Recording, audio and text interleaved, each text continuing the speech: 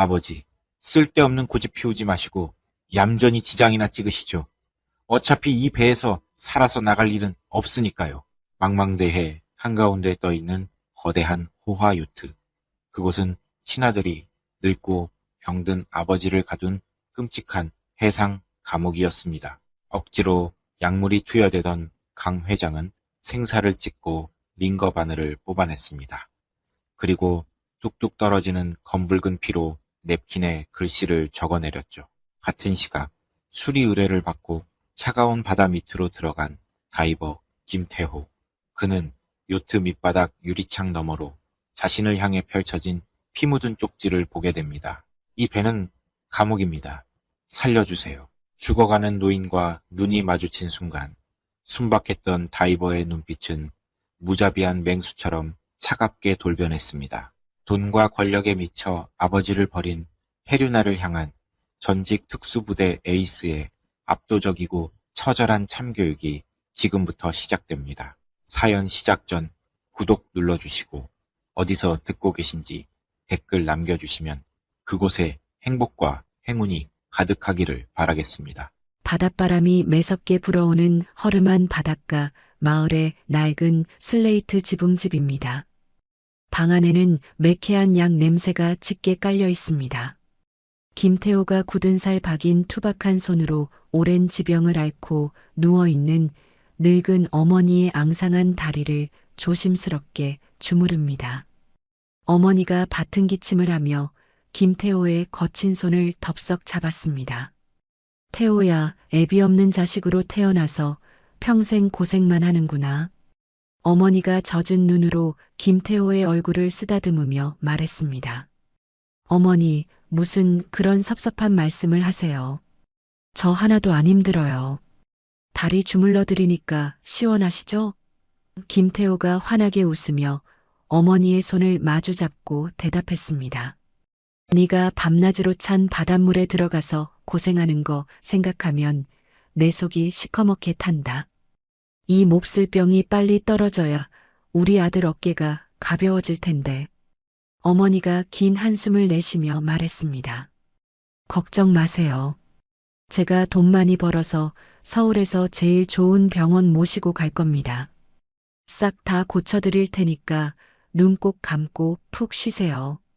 김태호가 어머니의 이불을 목까지 끌어올려주며 씩씩하게 말했습니다. 아이고, 우리 아들 목소리 들으니까 병이 다 낫는 것 같네. 알았다. 내 얼른 잠아. 어머니가 옅은 미소를 지으며 스르르 눈을 감습니다. 어머니의 고른 숨소리가 들려오자 김태호는 바지 주머니에서 꾸깃꾸깃해진 종이를 꺼내어 봅니다. 바로 밀린 병원비 고지서입니다. 빨간색으로 찍힌 독촉장이란 글씨가 김태호의 가슴을 무겁게 짓누릅니다. 김태호는 소리가 나지 않게 한숨을 삼키며 고지서를 방구석 서랍장 맨 아래 칸 깊숙한 곳에 조심스럽게 숨깁니다.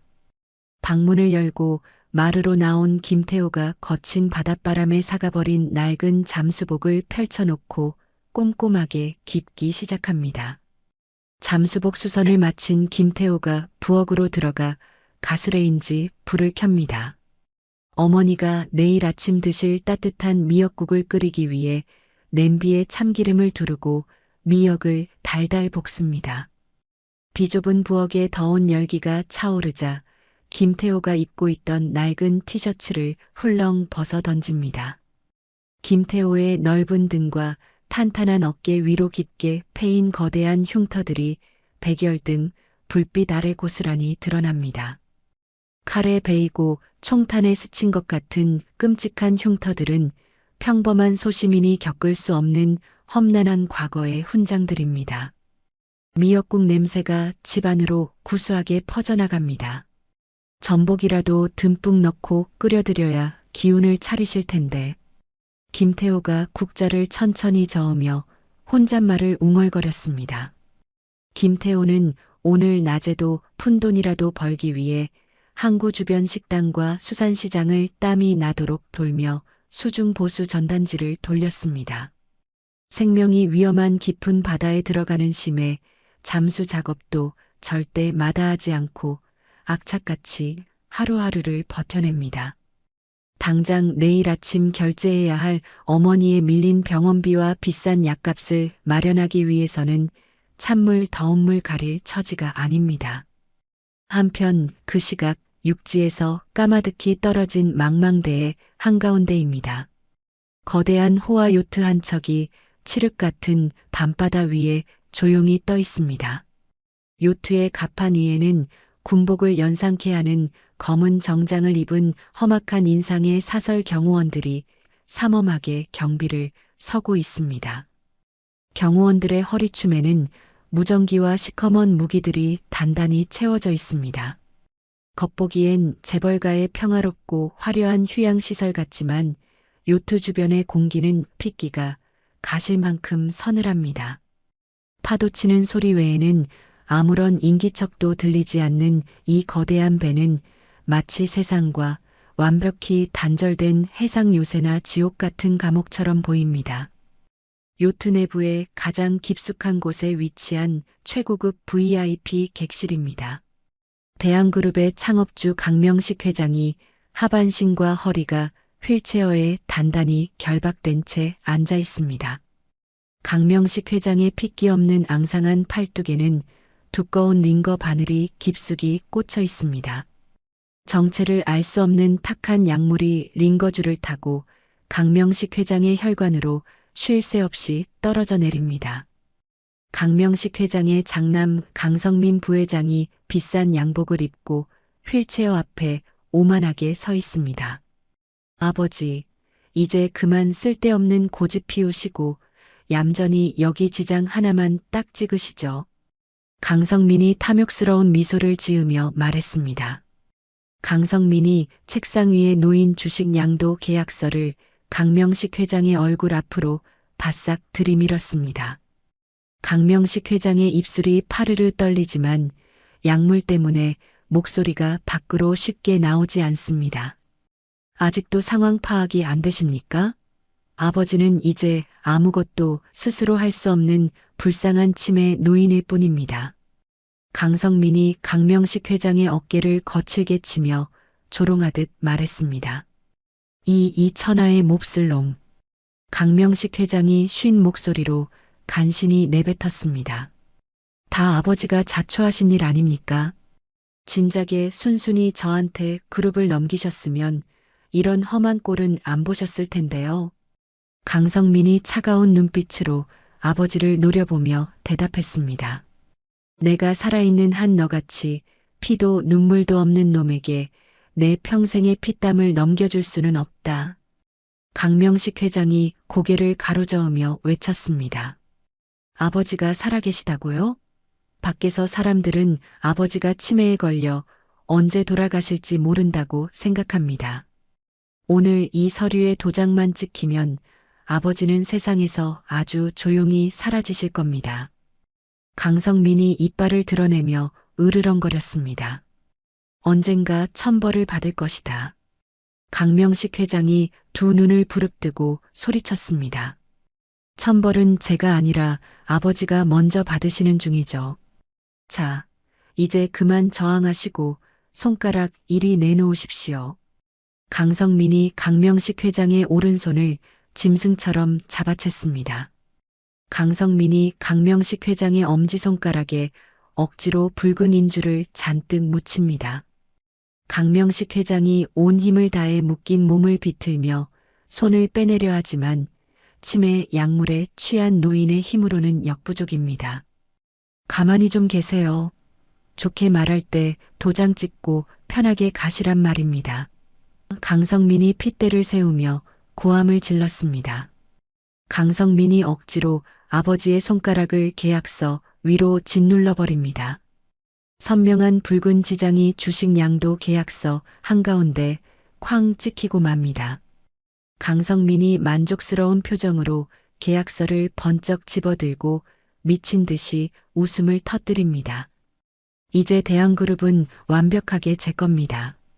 내일 아침이면 모든 게 계획대로 끝날 테니 오늘 밤은 푹 쉬십시오. 강성민이 뒤도 돌아보지 않고 방을 나갑니다. 두꺼운 철문이 굳게 닫히며 밖에서 자물쇠가 잠기는 소리가 차갑게 울려 퍼집니다. 홀로 남은 강명식 회장은 몸속으로 퍼지는 약물 기운에 점차 정신이 아득해집니다.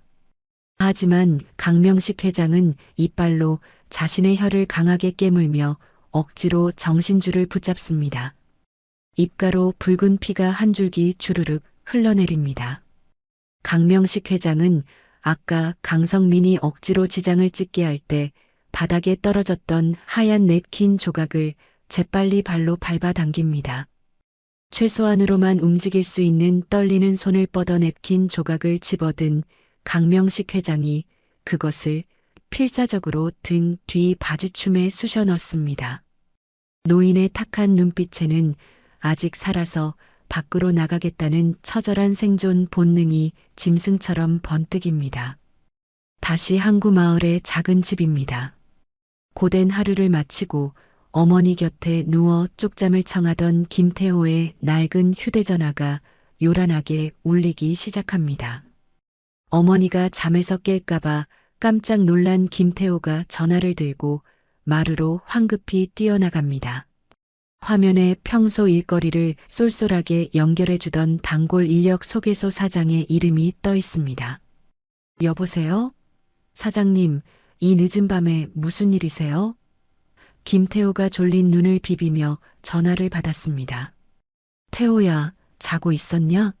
너 지금 바로 장비 챙겨서 바다로 나갈 수 있지? 아주 급한 일이다. 소개소 사장이 숨을 헐떡이며 다급하게 말했습니다. 사장님, 지금 밖이 칠흑같이 어둡습니다. 파도도 높고 위험해서 이 시간에는 출항 못하는 거 아시잖아요. 김태호가 창밖의 어둠을 보며 대답했습니다. 나도 아는데 조건이 너무 좋아서 그래. 바다 한가운데 정박한 큰 요트인데 스크류 프로펠러에 폐그물이 단단히 엉켜서 꼼짝도 못하고 있단다. 지금 당장 가서 그것만 끊어주면 원래 받던 일당의 10배를 쳐주겠단다. 소개소 사장이 흥분한 목소리로 외쳤습니다. 10배라고요? 고작 그물 하나 끊어주는 수리 작업에 무슨 10배씩이나 줍니까? 뭔가 이상합니다. 김태호가 미간을 찌푸리며 물었습니다. 이상할 게 뭐 있어? 요트 주인이 돈이 썩어나는 갑부인가 보지. 당장 배를 움직여야 하는데 꼼짝도 못하니까 돈을 막 쓰는 거 아니겠냐? 너 당장 내일 아침에 어머님 병원비 내야 한다며? 소개소 사장이 김태호의 전곡을 찔렀습니다. 그건 그렇지만 이 밤에 장비 챙겨서 혼자 나가는 건 너무 수상쩍고 무리한 요구입니다. 김태호가 크게 한숨을 쉬며 대답했습니다. 태호야, 현찰로 일 끝나자마자 요트 위에서 바로 준단다. 이 돈이면 어머님 병원비 다 내고 비싼 약값까지 넉넉하게 챙길 수 있어. 너 안 갈 거면 내가 다른 다이버한테 연락하고. 소개소 사장이 재촉하며 으름장을 놓았습니다. 김태호는 순간 그 자리에 멈춰서서 망설입니다. 평소 깐깐하던 사장이 이렇게 파격적인 조건을 내거는 것도 이상하고 한밤중에 출항하라는 조건도 몹시 의심스럽습니다. 하지만 김태호의 머릿속에 아까 방구석 서랍장 깊숙이 숨겨둔 붉은 글씨의 병원비 독촉장이 떠오릅니다. 당장 내일 아침 결제해야 할 어머니의 밀린 약값이 태호의 넓은 어깨를 무겁게 짓누릅니다. 갈게요. 제가 가겠습니다. 지금 바로 준비해서 나갈 테니 좌표 정확하게 문자로 찍어주세요. 김태호가 입술을 꽉 깨물며 단호하게 대답했습니다. 그래, 내 그럴 줄 알았다. 너 말고 이 시간에 그 깊은 바다에 들어갈 실력자가 어디 있겠냐? 조심해서 다녀오고 끝나면 바로 연락해라. 소개소 사장이 신나게 전화를 끊었습니다. 김태호는 마루에 걸어두었던 수선된 낡은 잠수복을 서둘러 챙겨 입습니다. 무거운 산소통과 수중 유압 절단기가 든 장비 가방을 어깨에 단단히 둘러맵니다. 잠든 어머니의 방문을 조심스럽게 한번 열어본 김태호가 어둠이 깔린 밖으로 묵묵히 집을 나섭니다. 항구에 도착한 김태호가 정박해둔 자신의 낡고 작은 모터보트에 올라타 거칠게 시동을 겁니다. 거친 엔진 소리와 함께 보트가 하얀 물살을 가르기 시작합니다. 김태호의 눈앞에는 칠흑 같은 어둠이 깔린 무서운 밤바다가 끝없이 펼쳐져 있습니다. 핸들을 꽉 쥔 김태호가 거대한 요트가 정박해 있는 문자의 좌표를 향해 속력을 최대로 높입니다. 모터보트가 검은 파도를 무섭게 부수며 맹렬한 속도로 바다 한가운데를 향해 질주합니다. 김태호가 거친 파도를 뚫고 몰고 온 낡은 모터보트가 목적지인 좌표 근처 해역에 도달했습니다. 김태호는 파도에 보트가 심하게 흔들려도 핸들을 놓지 않고 묵묵히 앞만 보고 달렸습니다. 당장 내일 내야 할 어머니의 밀린 병원비와 약값을 생각하면 이깟 어둠과 추위는 아무것도 아니라고 스스로를 다독였습니다. 사방은 한치 앞도 분간할 수 없는 칠흑 같은 어둠뿐입니다. 그 순간 무서운 굉음과 함께 거대한 서치라이트 불빛 여러 개가 김태호의 눈을 향해 날카롭게 쏟아집니다. 엔진 끄고 손머리 위로 올려. 허튼 수작 부리면 당장 쏴버린다. 누군가 확성기로 고막이 찢어질 듯 거칠게 소리쳤습니다. 김태호가 눈을 찡그리며 앞을 보자 중무장한 대형 경비정 두 척이 모터보트를 양쪽에서 위협적으로 에워싸고 있습니다.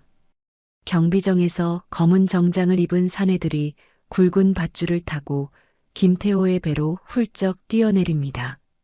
사내들의 살기 어린 눈빛이 김태호를 꼼짝 못하게 올가맵니다. 얼굴에 크고 흉측한 칼자국 흉터가 있는 경호대장이 성큼성큼 다가와 김태호의 멱살을 우악스럽게 틀어쥐었습니다. 너 이 새끼 정체가 뭐야? 감히 여기가 어디라고 함부로 접근해. 경호대장이 김태호의 얼굴에 침을 튀기며 윽박질렀습니다. 인력 소개소 연락을 받고 급하게 왔습니다. 요트 스크류 프로펠러에 폐그물이 엉켰다고 해서 당장 수리하러 온 다이버입니다. 김태호가 흔들림 없는 눈빛으로 침착하게 대답했습니다. 경호대장이 김태호의 겉옷 주머니를 짐승처럼 거칠게 뒤져 다이버 자격증과 신분증을 빼앗아 들었습니다. 다이버? 이 야밤에 잠수부 새끼 하나가 혼자서 여길 기어들어 온다고? 경호대장이 코웃음을 치며 무전기를 들어 본부의 신원을 철저하게 확인합니다. 경호대장이 김태호의 무거운 장비 가방을 군화발로 걷어차며 내용물을 바닥에 샅샅이 뒤집어 엎습니다. 날카로운 공구들이 모터보트 바닥에 요란한 소리를 내며 쏟아집니다. 위에서 작업 지시가 내려왔으니 오늘 목숨은 부지한 줄 알아라. 내 놈은 물속에서 조용히 그물만 썰어내고 꺼져.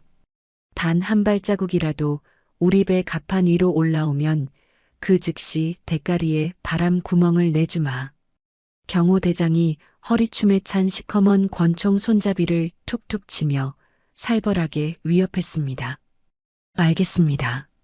물속에서 수리 작업만 끝내고 바로 철수하겠습니다. 김태호가 권총을 힐끗 바라보며 고개를 끄덕였습니다. 김태호는 단순한 스크류 수리 작업임에도 군사작전을 방불케 하는 살벌한 통제와 사설 경비원들의 허리춤에 노골적으로 드러난 권총들을 똑똑히 목격합니다. 직감적으로 이 거대한 배가 평범한 재벌가의 휴양용 요트가 아님을 단번에 눈치챕니다. 경비원들의 매서운 감시 속에 김태호가 무거운 산소통을 메고 차가운 밤바다 수면 아래로 입수합니다. 풍덩하는 소리와 함께 얼음장 같은 바닷물이 전신을 날카롭게 휘감습니다.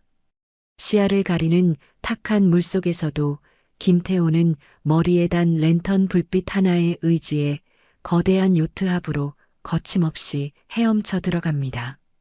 요트 밑바닥으로 깊이 다가가자 성인 남성 2명이 양팔을 벌려 안아도 모자랄 만큼 거대한 스크류 프로펠러가 압도적인 모습을 드러냅니다. 프로펠러에는 대형 어선에서 떨어져 나온 질기고 두꺼운 폐그물과 팔뚝만한 굵은 강철 와이어가 끔찍하게 엉켜 있습니다. 이 정도 굵기의 쇠줄이면 웬만한 칼이나 장비로는 어림도 없겠군. 김태호가 속으로 생각하며 허리춤에서 육중한 수중 유압 절단기를 꺼내듭니다. 김태호가 억센 강철 와이어에 절단기를 바싹대고 엄청난 힘을 주어 썰어내기 시작합니다. 물속으로 둔탁한 금소금이 울려 퍼지며 질긴 와이어가 조금씩 끊어집니다. 요트 갑판 위에서는 작업 지시를 내리던 경호원들이 수시로 붉은 조명탄을 바다 위로 쏘아 올립니다. 시뻘건 불빛이 파도를 타고 일렁이며 수면 아래에서 힘겹게 작업하는 김태호의 일거수일투족을 뱀처럼 집요하게 감시합니다. 같은 시각 요트 내부의 최고급 대리석으로 화려하게 장식된 복도입니다. 강성민 부회장이 신경질적인 발걸음으로 걸어 나오며 뒤따르는 비서실장에게 차갑게 지시합니다. 내일 아침에 주식 양도 절차가 완벽하게 마무리되는 대로 이 배를 당장 공해상으로 몰고 가. 강성민이 목을 조이는 넥타이를 거칠게 풀어 헤치며 말했습니다. 부회장님, 공해상으로 나가면 회장님은 어떻게 처리할까요? 비서실장이 주위를 두리번거리며 몹시 조심스럽게 물었습니다. 어떻게 하긴. 치매에 걸린 늙은이가 야밤에 밤바다를 구경하다가 발을 헛디뎌서 바다에 빠진 걸로 만들어 아주 자연스러운 실족사로 위장해서 저 깊고 어두운 바다 밑바닥에 영원히 던져버리란 말이야. 강성민이 잔혹한 미소를 지으며 대답했습니다. 알겠습니다. 경호팀에게 지시해서 내일 해가 뜨기 전에 모든 출항 준비를 끝내놓겠습니다. 비서실장이 허리를 깊숙이 숙이며 대답했습니다. 아버지만 사라지면 이제 대한그룹의 진짜 주인은 나 하나뿐이다. 쥐도 새도 모르게 피 한 방울 흘린 흔적 남기지 말고 깔끔하게 끝내. 강성민이 차가운 눈빛으로 복도 끝을 노려보며 지시했습니다. 강성민 일당이 자리를 떠나고 굳게 닫힌 VIP 객실 내부입니다. 감시가 잠시 소홀해진 틈을 타 강명식 회장이 탁한 눈을 번쩍 뜹니다. 강명식 회장은 자신의 맑은 정신을 서서히 갉아먹는 독한 약물 투여를 지금 당장 멈춰야만 내일 아침 살아서 나갈 수 있다고 직감합니다. 하반신이 휠체어에 단단히 결박되어 꼼짝도 할 수 없지만 다행히 두 팔은 아주 조금 최소한으로 움직일 수 있습니다. 강명식 회장이 부들부들 떨리는 손을 뻗어 억지로 약물이 들어가고 있는 반대편 팔뚝을 부여잡습니다. 주름진 피부에 깊숙이 꽂혀 있는 두껍고 굵은 링거 바늘을 손가락으로 꽉 움켜쥡니다. 이대로 그 패륜한 놈의 뜻대로 허무하게 개죽음 당할 수는 없다. 강명식 회장이 이를 꽉 악물고 고통스러운 신음을 삼켰습니다. 강명식 회장이 남은 온 힘을 쥐어짜내어 굵은 링거 바늘을 팔에서 단번에 거칠게 뽑아냅니다. 생살이 무참하게 찢어지는 끔찍한 고통과 함께 찢어진 혈관에서 검붉은 피가 왈칵 쏟아져 내립니다. 뜨거운 피가 강명식 회장의 바지를 붉게 적시고 차가운 객실 바닥으로 뚝뚝 떨어집니다. 강명식 회장은 살이 찢기는 아픔을 느낄 새도 없이 떨리는 손가락에 자신의 검붉은 피를 듬뿍 묻힙니다. 아까 강성민이 다녀갔을 때 등 뒤 바지춤에 필사적으로 감춰두었던 하얀 냅킨 조각을 황급히 꺼내 무릎 위에 펼칩니다. 피투성이가 된 손가락을 붙삼아 하얀 냅킨 위에 사력을 다해 붉은 구조 요청 글씨를 적어 내려갑니다. 누구라도 제발 살려달라는 노인의 절박한 외침이 붉은 핏자국으로 냅킨 위에 선명하게 새겨집니다. 피가 멈추지 않아 팔에서 바닥으로 연신 뚝뚝 떨어지지만 강명식 회장은 냅킨을 손에 꽉 움켜쥡니다. 강명식 회장이 피 묻은 두 손으로 휠체어 바퀴를 부여잡고 온 힘을 다해 굴리기 시작합니다. 객실 바닥 한쪽에 위치한 수중 관측용 통유리 창문 쪽으로 휠체어가 삐걱거리며 아주 조금씩 나아갑니다. 두꺼운 강화 유리 창문 밖에서 차가운 바닷물을 타고 아주 미세하게 윙윙거리는 수중 유압 절단기 소리가 들려옵니다. 제발, 제발 누군가 내 불쌍한 목소리를 들어주시오. 강명식 회장이 차가운 통유리 창문에 땀방울이 맺힌 얼굴을 비비며 기댄 채 간절하게 기도했습니다. 어둠 속 바닷물을 필사적으로 응시하며 수리 작업을 하는 다이버가 창문 쪽으로 다가오기만을 애타게 기다립니다. 같은 시각 얼음장처럼 차가운 바닷속 요트 하부입니다. 김태호가 무거운 특수 장비로 억센 강철 와이어를 하나씩 뚝뚝 끊어내고 있습니다. 숨이 턱턱 막히는 엄청난 수압을 묵묵히 견디며 길고 고된 절단 작업이 마침내 막바지에 이릅니다.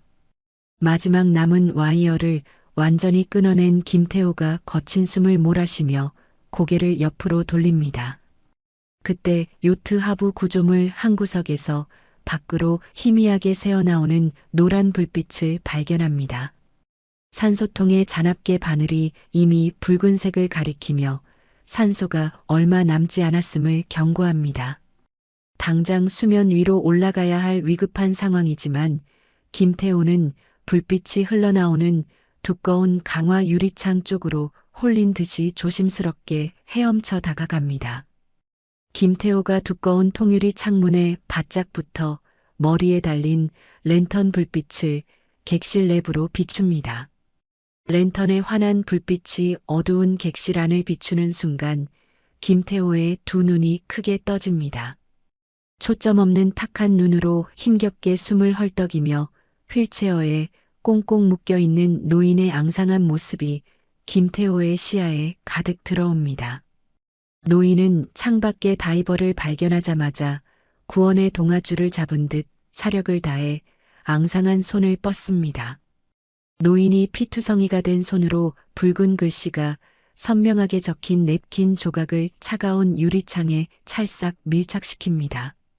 차가운 바닷물에 번져 흐르는 하얀 냅킨 위에 붉은 글씨가 김태호의 시야로 선명하게 파고듭니다. 이 배는 감옥입니다. 살려주세요. 단 한 줄의 짧은 문장이지만 늙은 노인의 처절한 구조 요청이 핏자국을 타고 김태호의 가슴을 강하게 때렸죠.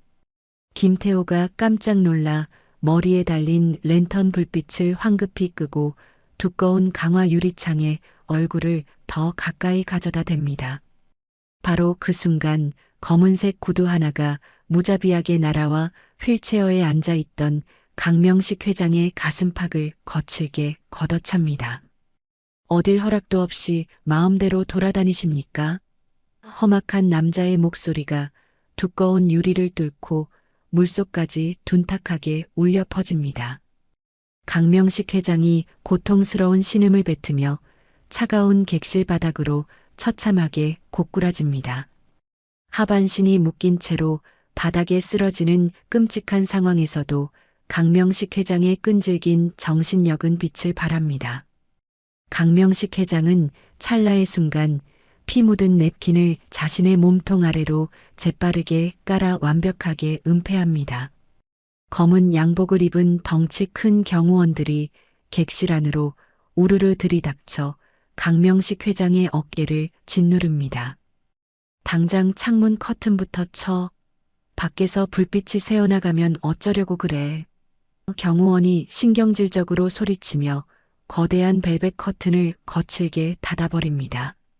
유리창 너머로 펼쳐지던 폭력적이고 잔혹한 장면이 굳게 닫힌 커튼에 가려 순식간에 시야에서 완전히 사라졌습니다. 어둠이 다시 무겁게 내려앉은 바닷속에서 김태호의 두 눈빛이 서서히 차갑게 가라앉기 시작합니다. 불과 몇 시간 전 낡은 집에서 늙은 어머니의 앙상한 다리를 주무르며 서럽고도 따뜻하게 웃던 순박한 청년의 얼굴은 온데간데 없습니다. 대신 과거 해군 특수전전단의 전설적인 에이스로 불리며 전장을 누비던 시절의 날카로운 살기가 김태호의 전신을 매섭게 휘감습니다. 김태호가 등에 맨 산소통의 밸브를 최대로 개방하며 억눌렀던 숨을 한꺼번에 거칠게 들이마십니다.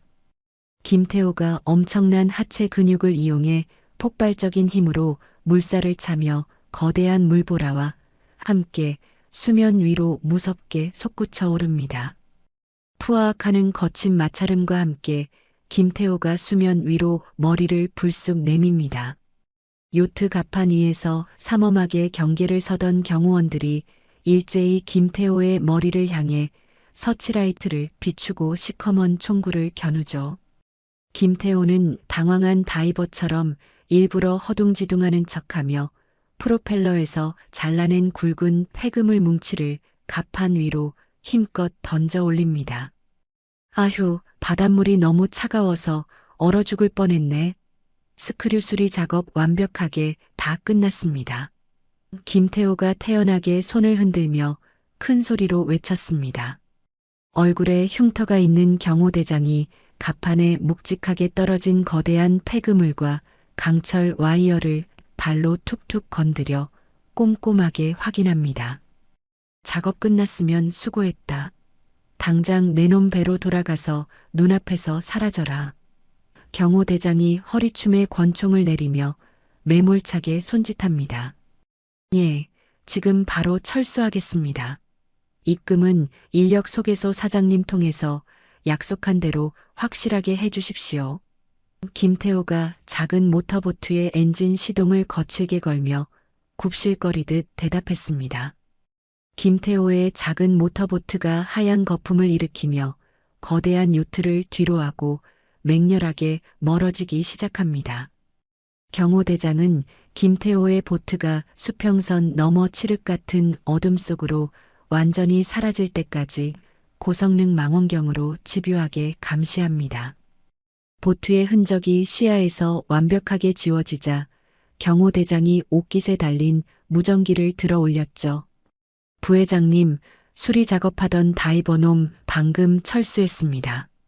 작전 보안에 아무런 이상 없습니다. 경호대장이 거만하고 자신감 넘치는 목소리로 보고했습망. 무전기 너머로 짧고 비릿한 웃음소리가 들리며 통신이 뚝 끊어집니다. 호화 요트의 고성능 레이더망을 완전히 벗어난 김태호는 능숙하게 핸들을 꺾어 뱃머리를 돌립니다. 인근에 위치한 어둡고 험준한 무인도 암초지대로 방향을 튼 모터보트가 거친 파도 사이로 은밀하게 숨어듭니다. 시동을 완전히 끄고 주변을 살핀 김태호가 보트 바닥에 깔린 낡은 합판을 거칠게 뜯어냅니다. 합판 아래에 은밀하게 만들어둔 비밀 공간에서 육중하고 단단한 검은색 특수 가방이 모습을 드러냅니다. 김태호가 뻑뻑한 가방 지퍼를 열자 군용 수중 스쿠터와 최신형 전술 장비들이 서늘한 금속광을 내뿜습니다. 모두 김태호가 과거 군복무 시절 수많은 기밀 작전에서 목숨을 걸고 사용했던 특수전 장비들입니다. 김태호는 입고 있던 허름하고 찢어진 민간 잠수복을 미련 없이 훌렁 벗어 바닥에 던져버립니다. 대신 빛 반사가 전혀 없고 가벼운 특수 소재로 만들어진 무광 검정색 스텔스 수트를 몸에 빈틈없이 밀착시켜 입습니다. 수면 위로 호흡 기포가 전혀 올라오지 않아 적에게 들킬 염려가 없는 군용 제호흡기를 입에 단단히 물었죠. 다리에 추진력이 뛰어난 날렵한 군용 오리발을 착용한 김태호가 무거운 수중 스쿠터를 바다로 조심스럽게 밀어넣습니다. 스쿠터의 조종 손잡이를 꽉 움켜쥔 김태호가 전원 스위치를 가볍게 밀어 올립니다. 아주 미세한 모터 소리와 함께 김태호의 몸이 맹렬한 속도로 깊은 바닷속을 가르며 요트를 향해 거침없이 역영하기 시작합니다. 어둠과 완벽하게 하나가 된 김태호의 모습은 바다 밑바닥을 미끄러지듯 이동하며 사냥감을 노리는 거대한 흑표범과 같습니다. 한편 호화 요트 내부에 가장 넓고 화려하게 꾸며진 응접실입니다. 강성민이 최고급 크리스털 잔에 비싼 호박색 위스키를 가득 따라 단숨에 들이켭니다. 대리석 테이블 위에는 강명식 회장의 붉은 지장이 선명하게 찍힌 주식 양도 계약서가 놓여 있습니다. 비서실장, 이것 좀 봐. 이 얇은 종이 한 장이면 그 깐깐한 늙은이가 평생을 바쳐 이룩한 대한그룹이 온전히 내 손에 들어온다고. 강성민이 계약서를 손가락으로 툭툭 치며 광기 어린 웃음을 터뜨렸습니다. 진심으로 축하드립니다, 부회장님. 아니, 이제 대한그룹의 진정한 회장님이십니다. 모든 것이 회장님의 치밀한 계획대로 완벽하게 진행되었습니다. 비서실장이 허리를 90도로 꺾으며 비굴하게 아부했습니다. 당연하지.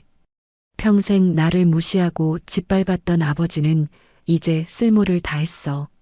내일 아침 해가 뜨자마자 지체 없이 출항 준비 서둘러. 강성민이 위스키를 다시 따르며 거만하게 지시했습니다. 사설 경호팀은 이미 내일 아침 출항 준비를 완벽하게 마쳤습니다. 공해상에 도착하는 즉시 쥐도 새도 모르게 일을 깔끔하게 처리하겠습니다. 비서실장이 목소리를 은밀하게 낮추며 음흉하게 대답했습니다. 아주 좋아. 혹시라도 아버지가 내일 배 위에서 미친 듯이 소리를 지르거나 발악하지 못하게 약을 3배로 꽉꽉 눌러서 투여해둬. 아주 조용히 잠든 채로 물고기 밥이 되어야 뒷말이 안 나오니까. 강성민이 잔인한 미소를 지으며 크리스털 잔을 높이 치켜들었습니다. 유리잔 부딪히는 맑고 경쾌한 소리가 끝없는 탐욕으로 얼룩진 응접실 안을 가득 채웁니다. 강성민 일당이 더러운 승리의 축배를 드는 사이 김태호는 아무런 소리도 없이 요트 하부에 정확하게 도달했습니다. 성능이 뛰어난 군용 제호흡기 덕분에 물 밖으로는 공기방울 하나 새어나가지 않아 경비원들의 눈을 완벽하게 속였습니다. 김태호가 타고 온 수중 스쿠터를 요트 하부의 두꺼운 파이프의 밧줄로 단단히 결박해 흔들리지 않게 고정합니다. 허리춤의 전술 파우치에서 수중 전용 특수 흡착 패드 2개를 꺼내 양손에 꽉 쥐었죠. 김태호가 매끄러운 요트의 외벽에 흡착 패드를 번갈아 찰싹찰싹 붙이며 거미처럼 조심스럽게 벽을 타고 오르기 시작합니다. 엄청난 팔 근력과 탄탄한 복근의 힘만으로 수십 미터에 달하는 거대한 요트의 수직 외벽을 거침없이 기어오릅니다. 마침내 요트의 갑판 난간 바로 아래까지 도달한 김태호가 숨을 죽이고 위쪽의 동정을 예리하게 살핍니다.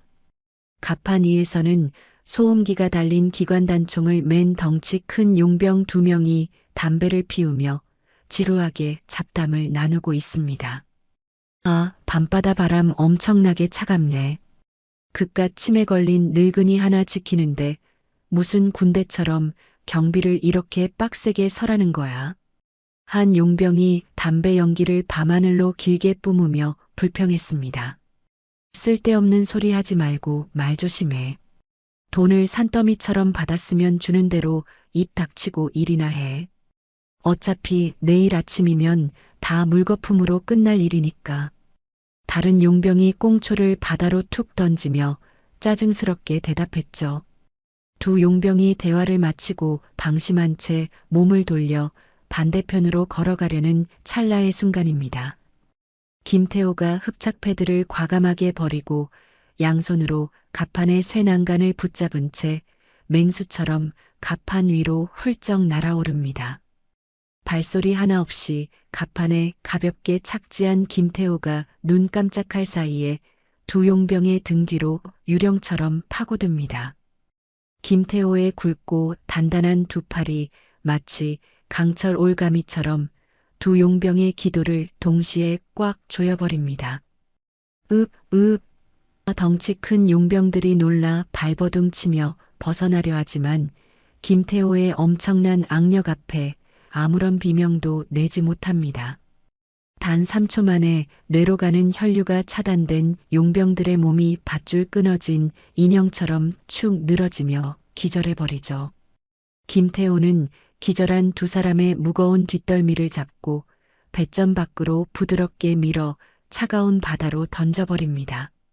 첨벙하는 미세한 소리조차 거친 파도 소리와 밤바람에 완벽하게 묻혀버립니다. 과거 아덴만과 소말리아의 험준한 해역에서 수십 번이나 대테러, 인질 구출 작전을 완벽하게 성공으로 이끌었던 전설적인 침투 전술입니다.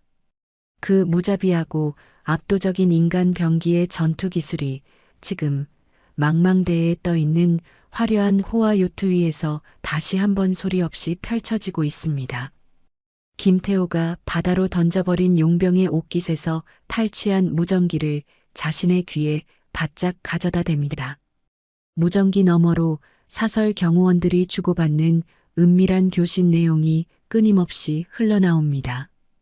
김태호는 그들의 교신 내용을 들으며 거대한 요트의 복잡한 내부 구조와 경비 병력의 이동 패턴을 머릿속에 실시간으로 완벽하게 그려 넣습니다. 천장에 설치된 비좁은 환풍구 덮개를 소리 없이 뜯어낸 김태호가 칠흑 같은 어둠 속으로 유연하게 몸을 숨깁니다. 김태호가 거미처럼 비좁은 환풍구 통로를 기어가 VIP 객실 바로 앞 천장에 정확하게 도착합니다.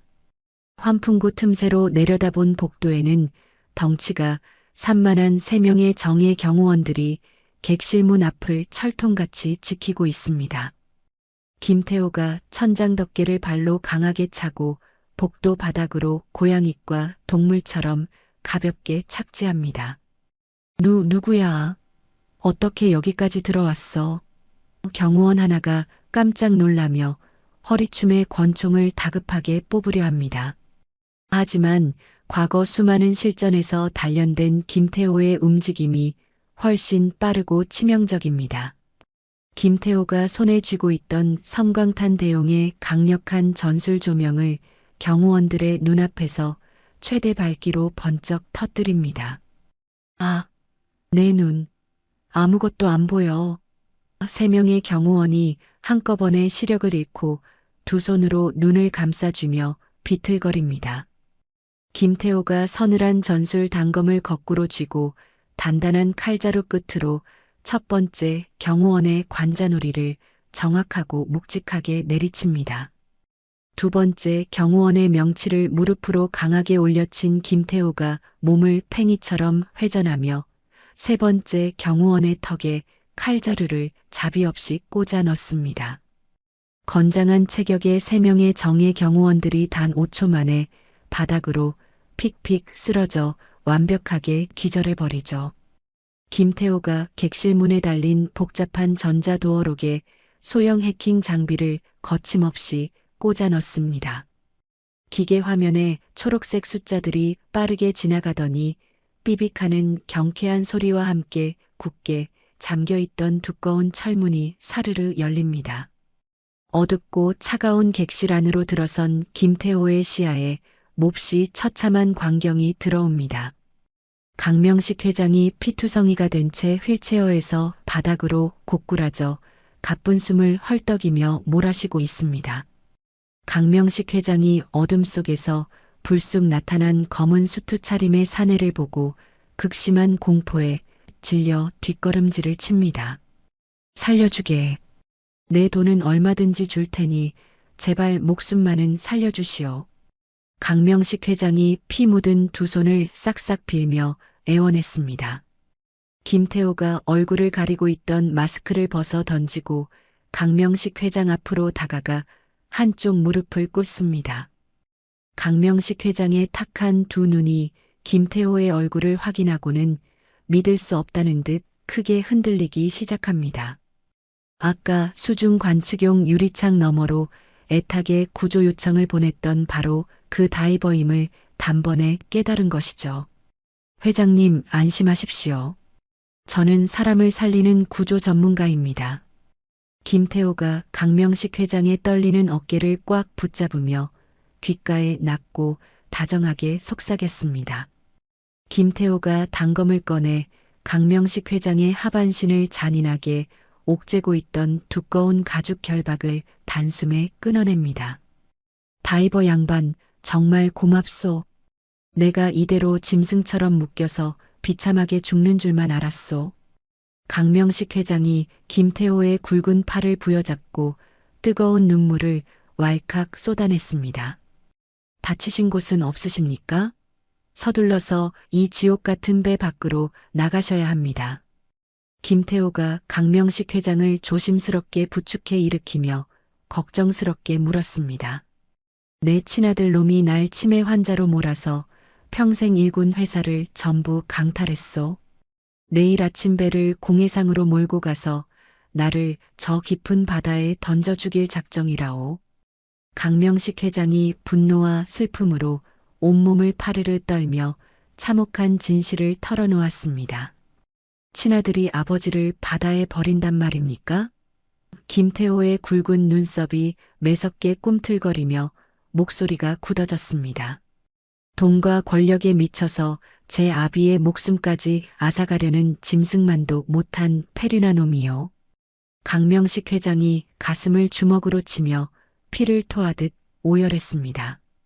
김태호는 핏줄에게 철저히 배신당한 늙고 병든 노인의 처절한 슬픔을 바라보며 깊은 상념에 잠깁니다. 김태호 자신은 평생을 가난에 허덕이면서도 병든 어머니를 모시기 위해 매일 목숨을 걸고 찬 바다에 뛰어들며 악착같이 살아왔습니다. 그런데 눈앞의 노인은 세상을 다 가질 만큼 거대한 부를 이뤘음에도 친아들에게 버림받고 가장 끔찍하게 살해당할 위기에 처해 있죠. 김태호의 가슴 속에서 정반대의 삶을 살아온 두 사람의 엇갈린 처지가 묘한 동질감을 형성하며 뜨거운 분노의 불길을 일으킵니다. 짐승만도 못한 아들에게 철저히 배신당한 늙은 아버지를 이대로 차가운 바다에 수장되게 내버려 둘 수는 없습니다. 회장님, 제 목숨을 걸고 회장님을 반드시 살려서 이 지옥 같은 배 밖으로 나가게 해드리겠습니다. 김태호가 강명식 회장의 두 눈을 똑바로 응시하며 묵직하고 단호하게 맹세했습니다. 김태호의 다짐은 이제 단순한 수리 의뢰나 돈을 위한 것이 아니라 불의를 심판하고 약자를 지키겠다는 전사의 굳은 결의입니다.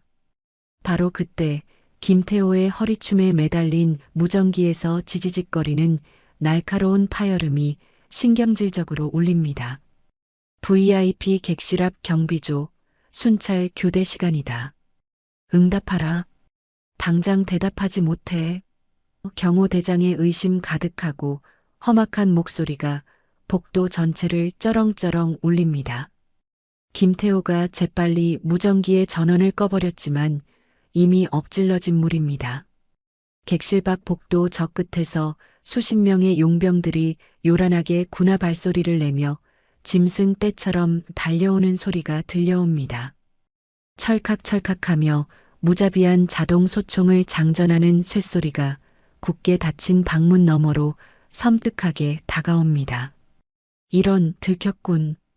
회장님, 숨을 크게 들이마시고 절대 이 마스크를 벗으시면 안 됩니다.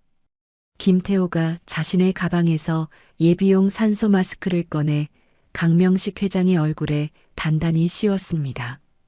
다이버 양반, 대체 뭘 어쩌려는 거요?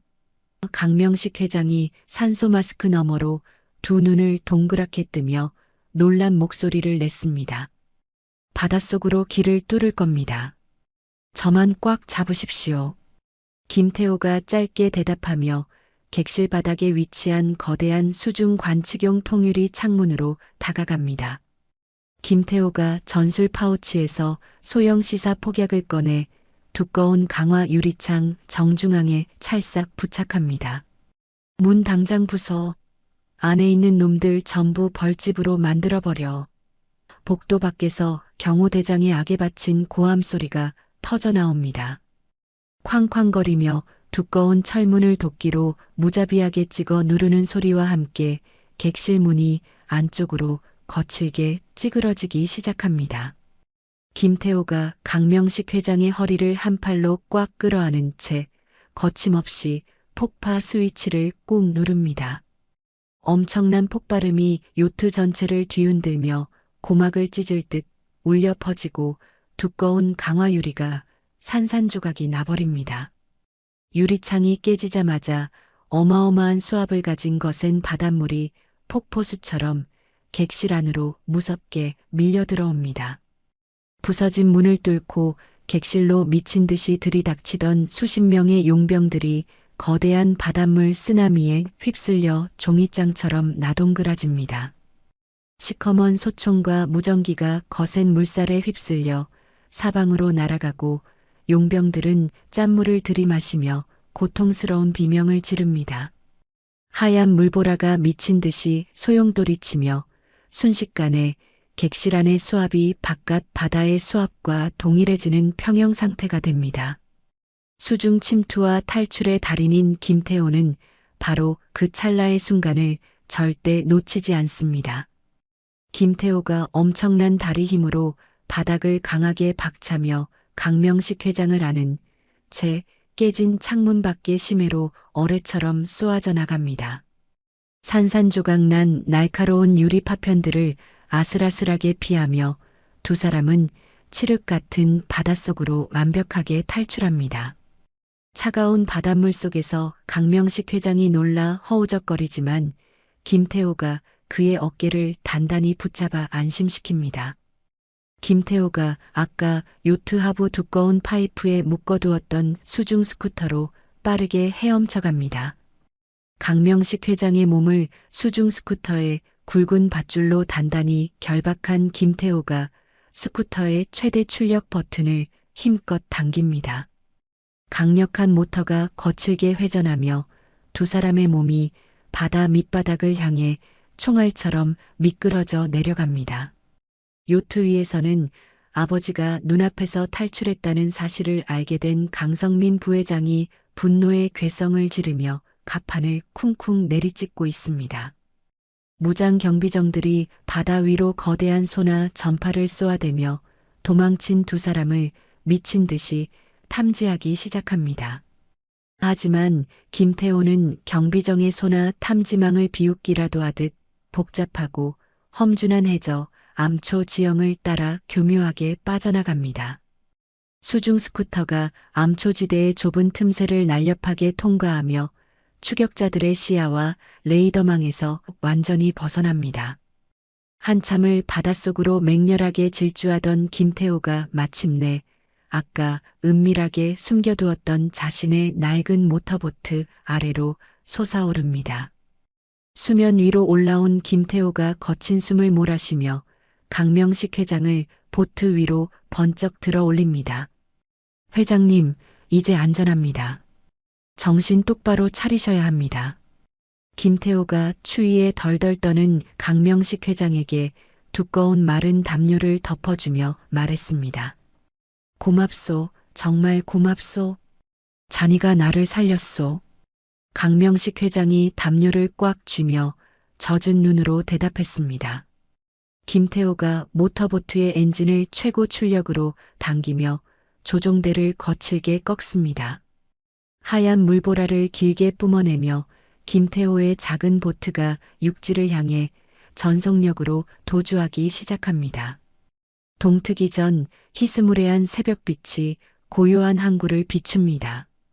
김태호가 하얀 물보라를 일으키며 작은 모터보트를 선착장에 바싹 대고 굵은 밧줄을 기둥에 단단히 묶습니다. 김태호가 바닷물에 흠뻑 젖어 탈진한 강명식 회장을 번쩍 안아 올려 자신의 낡은 트럭 조수석에 조심스럽게 태웁니다. 조금만 참으십시오. 곧 따뜻한 집으로 모시겠습니다. 김태호가 트럭의 낡은 히터를 최대로 틀며 굳은 목소리로 말했습니다. 고맙네. 정말 고마워.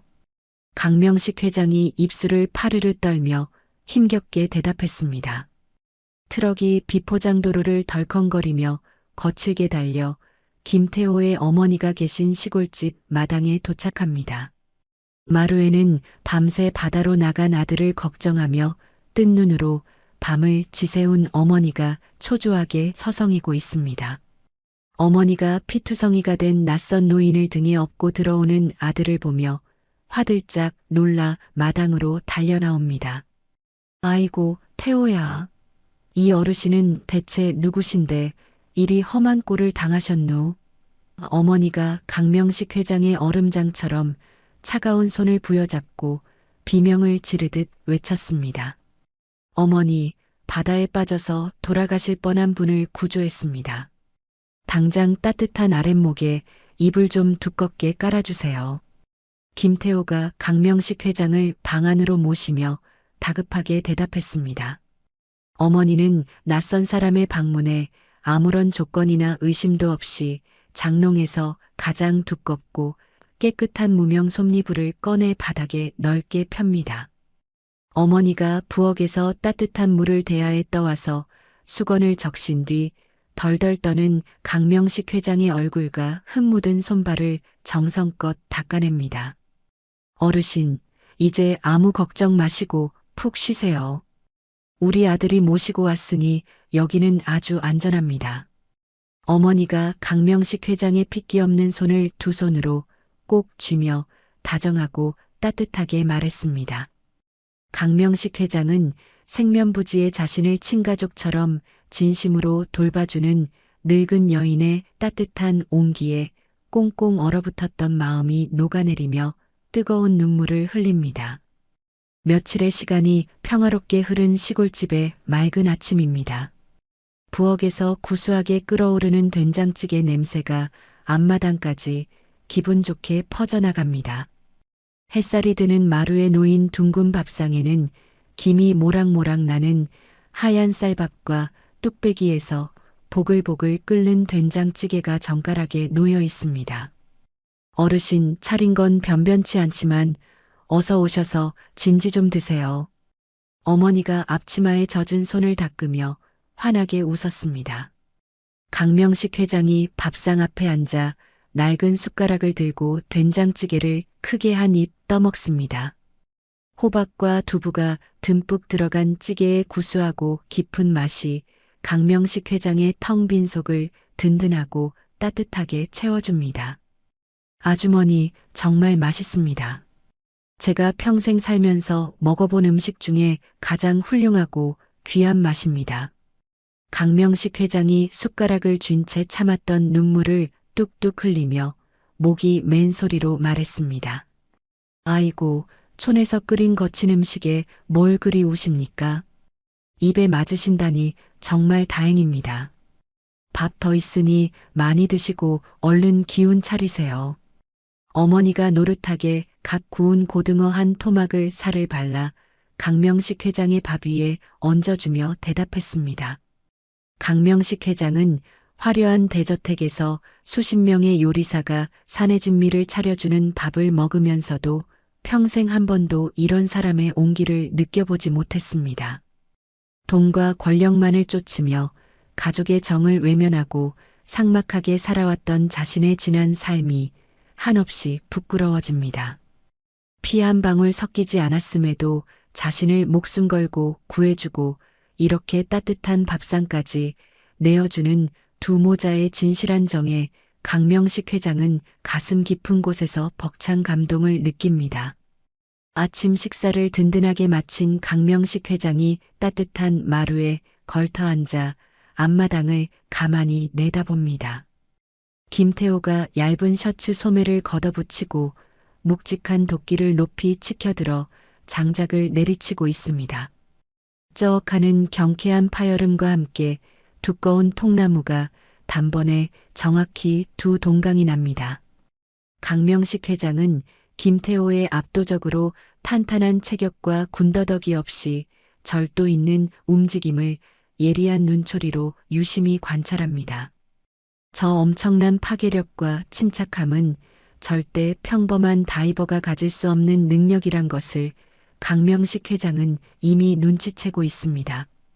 그때 흙먼지를 일으키며 검은색 낡은 지프차 한 대가 마당으로 거칠게 들어서더니 짧은 머리에 건장한 사내가 차에서 내립니다.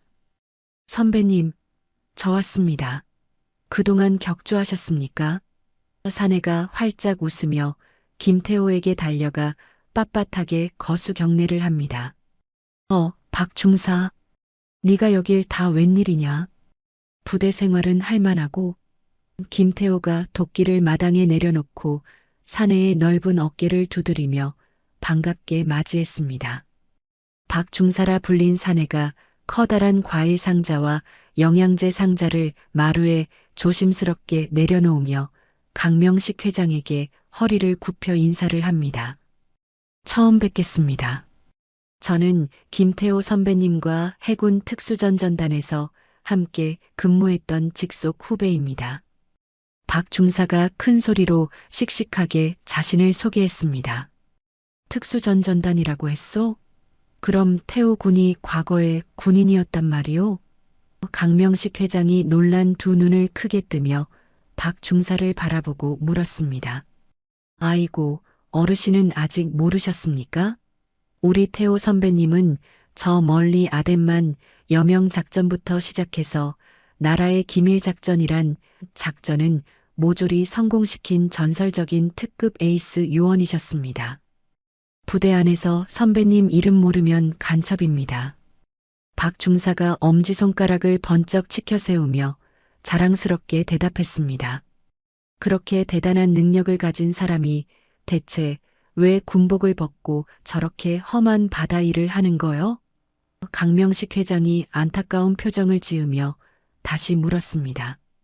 어머님 지병이 갈수록 깊어지셔서 곁에서 간호하겠다고 그 빛나는 명예도 진급도 다 버리고 미련 없이 전역을 선택하셨습니다. 우리 선배님 정말 세상에 둘도 없는 지독한 효자십니다. 박 중사가 마당에서 땀을 닦는 김태호의 넓은 등을 바라보며 씁쓸하고도 존경스러운 목소리로 덧붙였습니다. 강명식 회장의 가슴속으로 거대한 충격과 깨달음의 파도가 거세게 밀려옵니다.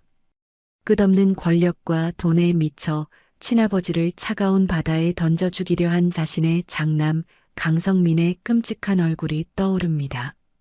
그리고 오직 늙고 병든 어머니를 살리기 위해 자신의 찬란한 미래와 청춘을 기꺼이 포기한 김태호의 모습이 너무나도 선명하게 대비됩니다. 진정한 자식의 도리와 인간의 됨됨이가 무엇인지 강명식 회장은 뼈저리게 느낍니다. 강명식 회장이 김태호를 따뜻한 눈길로 바라보며 대한그룹을 이끌어갈 진정한 후계자로 자신의 마음속에 깊이 점찍습니다. 다음 날 오후 화창한 햇살 아래 김태호가 강명식 회장을 모시고 활기찬 읍내의 오일장으로 구경을 나옵니다. 시끌벅적한 장터에는 물건을 파는 상인들의 활기찬 목소리와 구수한 음식 냄새가 가득 채워져 있습니다. 회장님, 여기 시장 국밥이 아주 기가 막히게 맛있습니다. 뜨끈하게 한 그릇 하시지요. 김태호가 가마솥에서 김이 펄펄 나는 국밥집 앞에 낡은 의자를 빼주며 정겹게 말했습니다. 좋지.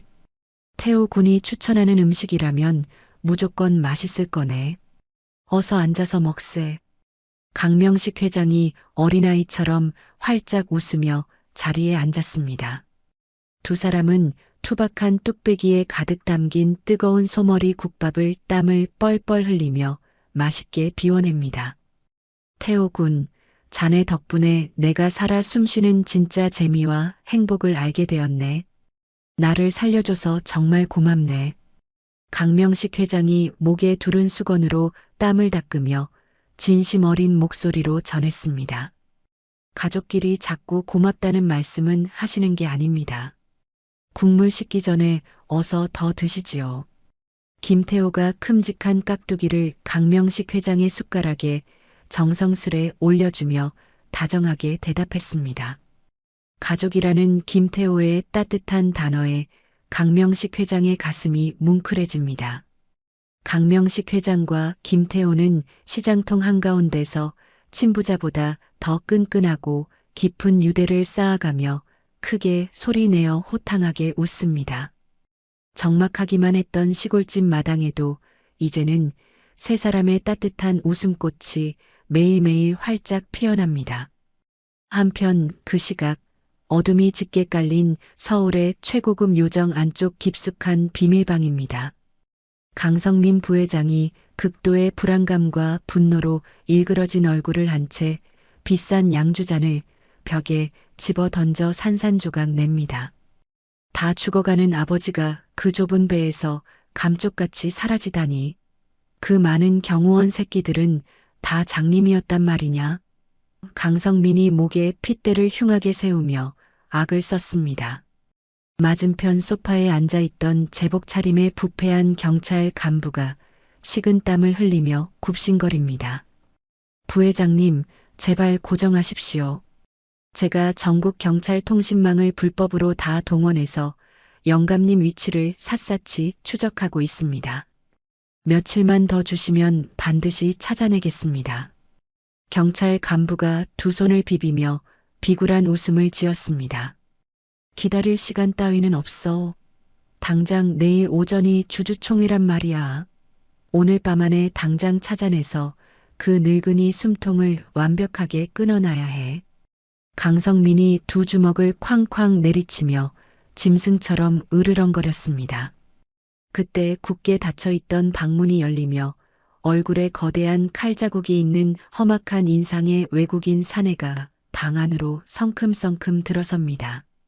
부회장님, 지시하신 대로 콜롬비아 카르텔 출신의 악명 높은 해외 용병 대장을 은밀하게 미리국시켰습니다. 비서실장이 사내를 등 뒤로 안내하며 비열하게 말했습니다. 강성민이 소파 옆에 두었던 묵직한 검은색 돈 가방을 대리석 테이블 위로 거칠게 던집니다.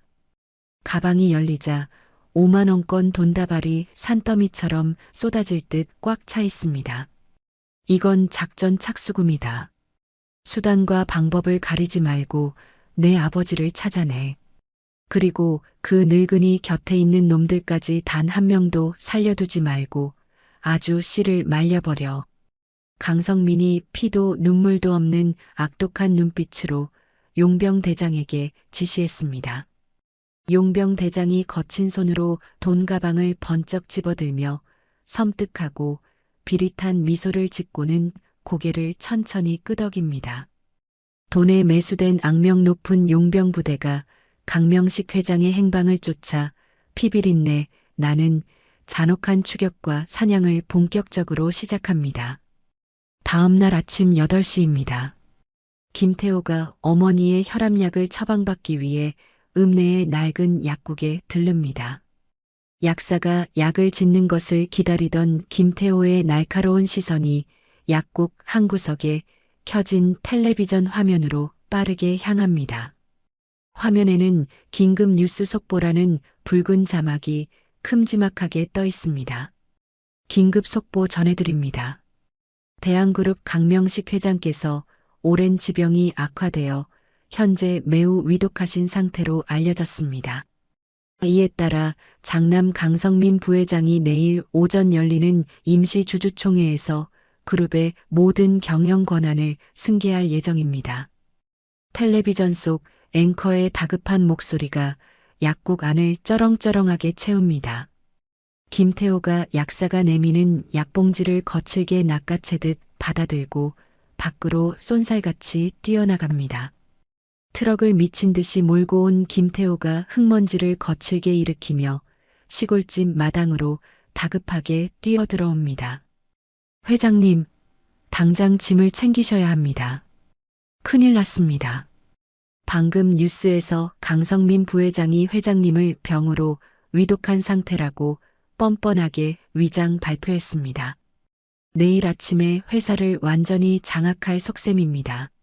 김태호가 가쁜 숨을 몰아쉬며 마루에 앉은 강명식 회장에게 외쳤습니다.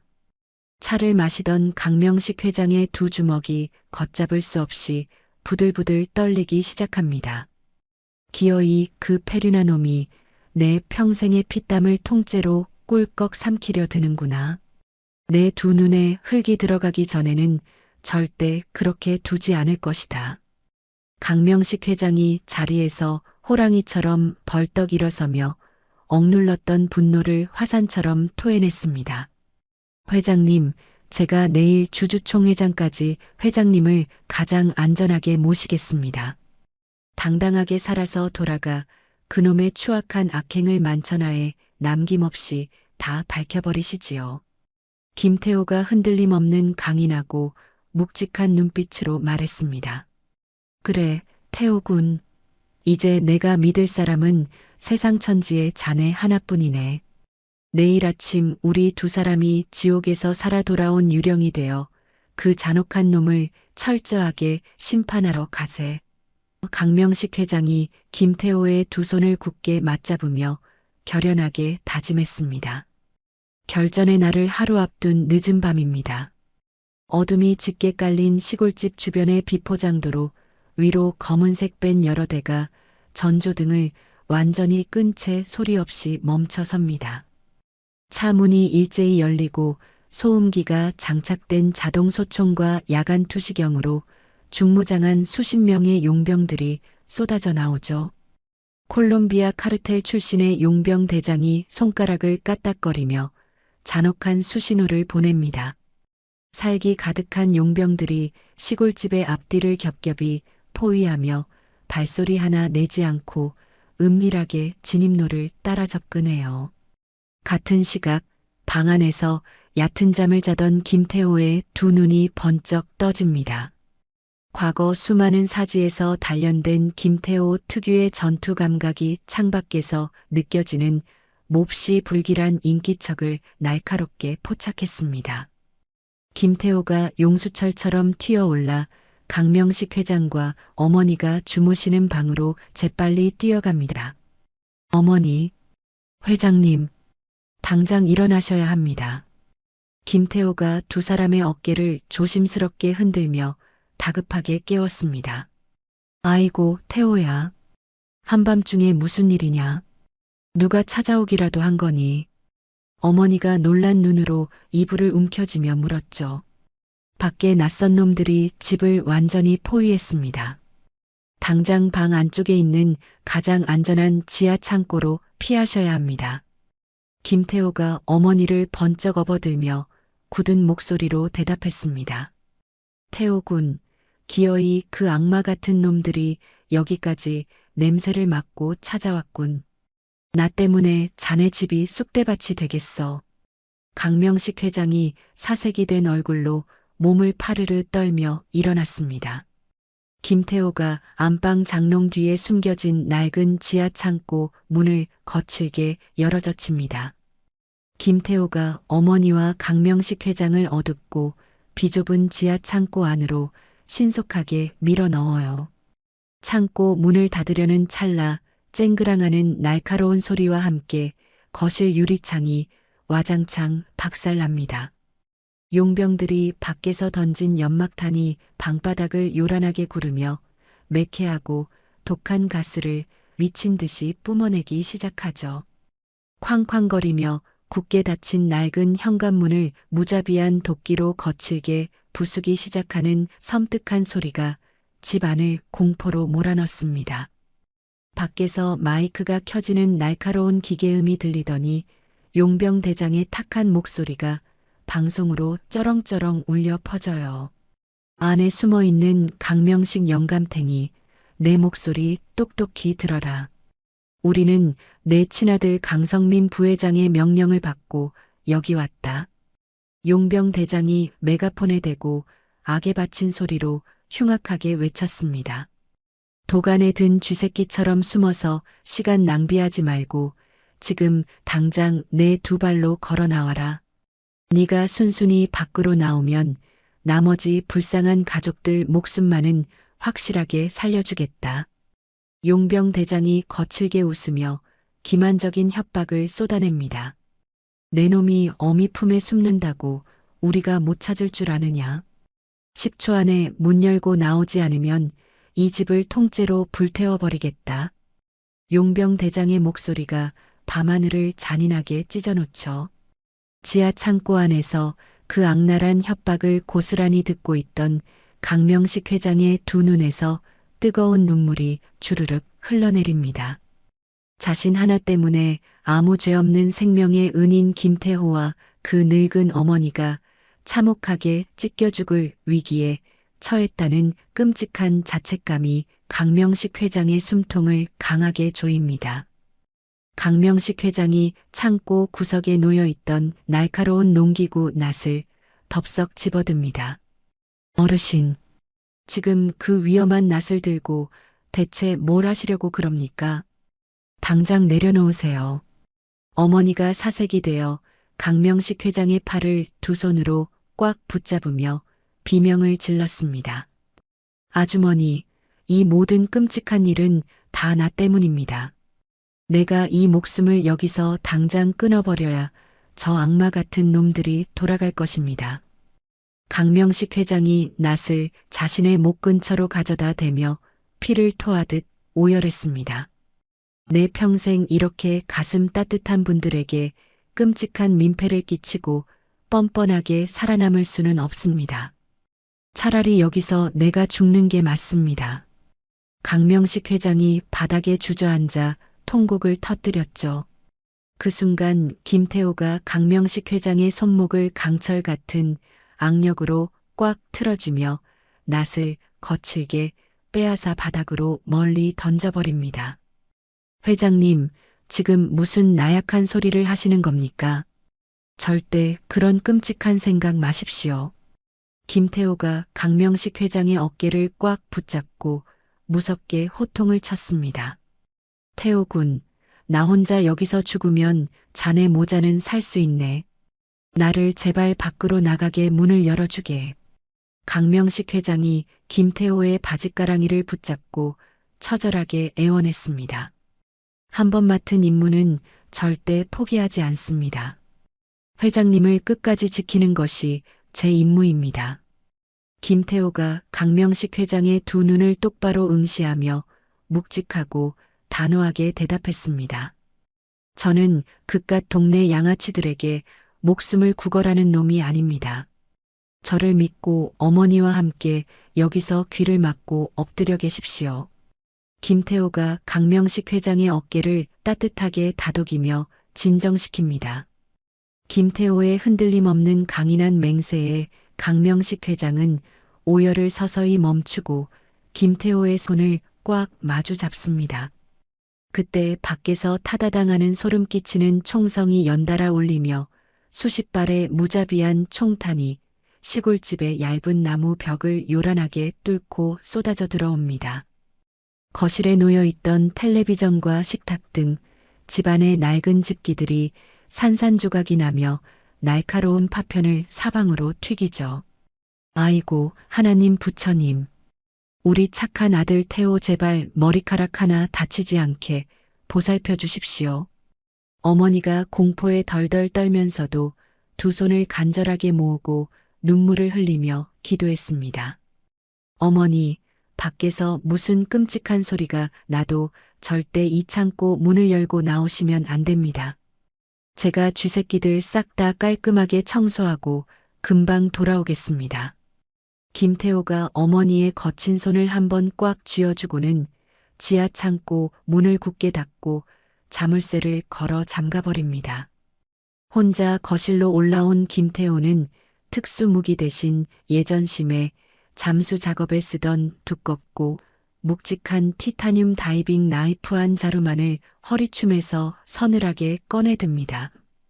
김태호가 거실벽에 붙어있는 낡은 두꺼비집으로 소리 없이 다가가 전원 메인 차단기를 자비 없이 완전히 밑으로 내려버려요.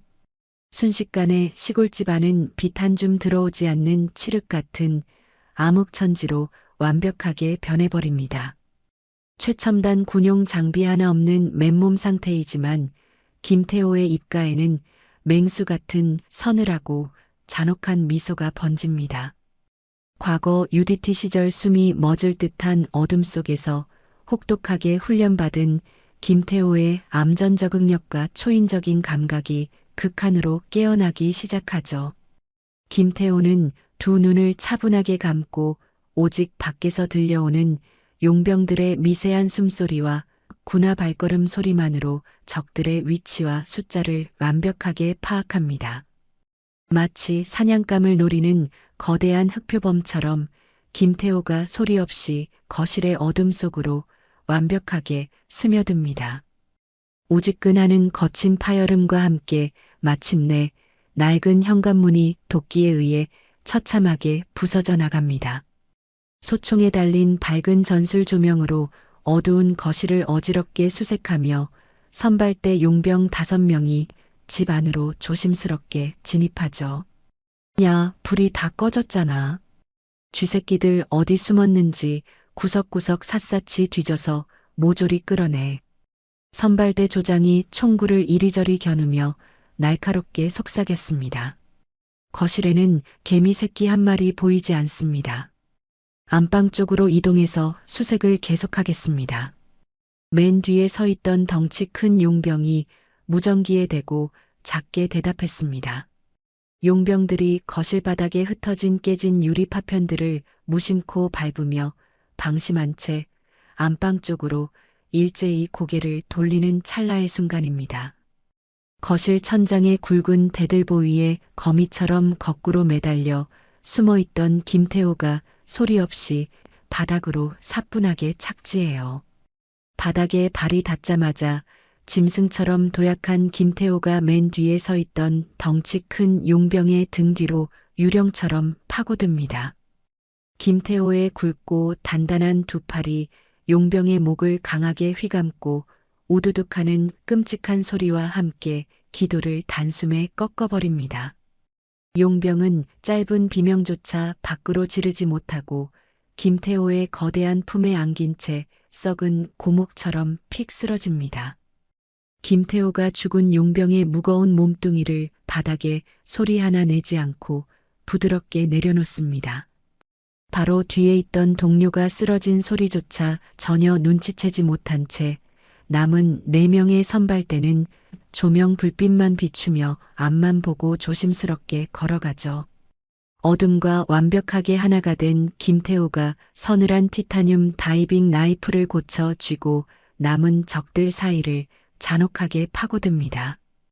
단 한 발의 요란한 총성조차 울릴 틈을 주지 않고 오직 짧은 다이빙 나이프와 맨몸 격투술만으로 숨막히는 침묵의 사냥이 본격적으로 시작됩니다. 칠흑 같은 어둠이 내려앉은 거실입니다.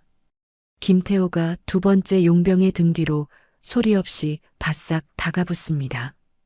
김태호의 거친 두 손이 용병의 턱과 정수리를 잡고 순식간에 비틀어 버립니다.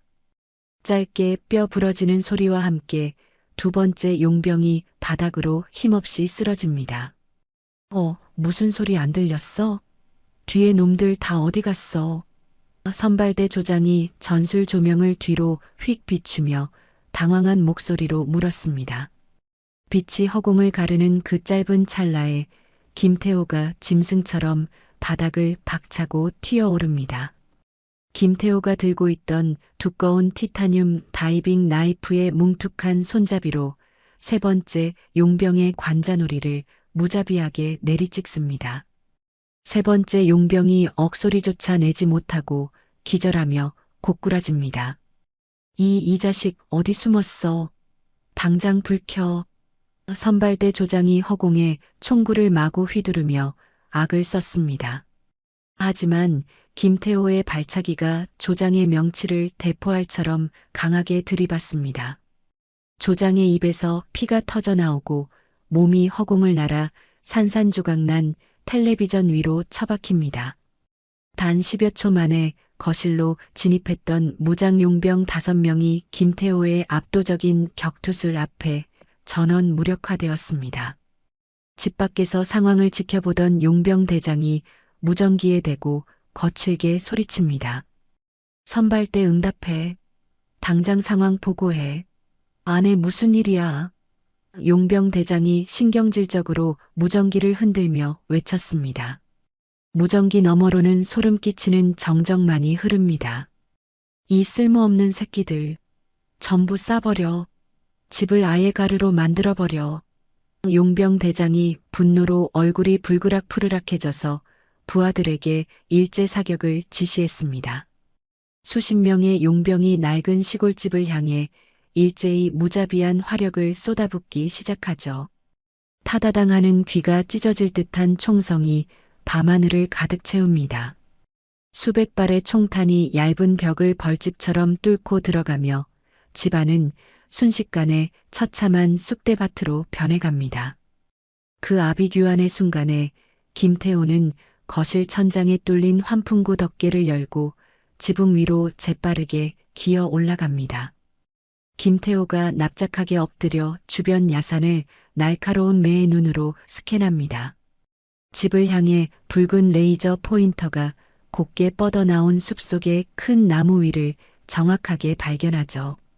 적의 저격수가 나무 위에 숨어서 시골집의 출입구를 뱀처럼 노려보고 있습니다. 안에는 다 벌집이 됐겠군. 싱거운 사냥이야. 저격수가 망원 조준경에서 눈을 떼며 이죽거렸습니다. 그 순간 김태호가 저격수의 등 뒤 나뭇가지로 원숭이처럼 소리 없이 뛰어내립니다. 김태호의 다이빙 나이프 손잡이가 저격수의 뒷목을 강하게 가격합니다. 저격수가 나무 아래로 쿵 떨어지자 김태호가 날렵하게 긴 저격총을 낚아챕니다. 김태호가 숲속에 엎드려 저격총의 조준경을 들여다봅니다. 김태호의 차가운 시선이 진입로에 세워진 용병들의 검은색 벤 차량들을 향하죠.